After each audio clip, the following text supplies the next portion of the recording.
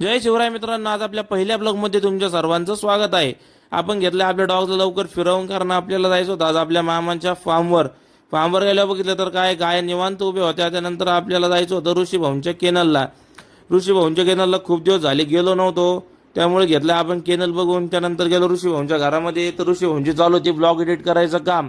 आपण घेतली थोडी ब्लॉग एडिटिंग शिकून. त्यानंतर आपल्याला जायचं होतं घरी जाऊन आपण डॉगला फीड केलंय. फीडिंगमध्ये आपण दिलंय दही भात. उकाडा खूप वाढलेला आहे, त्यामुळे तुम्ही देखील आपल्या डॉगची काळजी घ्या. आपण घेतलंय कूलरमध्ये पाणी भरून झाल्यानंतर आपल्याला जायचं होतं थेट गावात. संध्याकाळ झाली होती, आपण गेलो होतो स्वामींच्या दर्शनाला.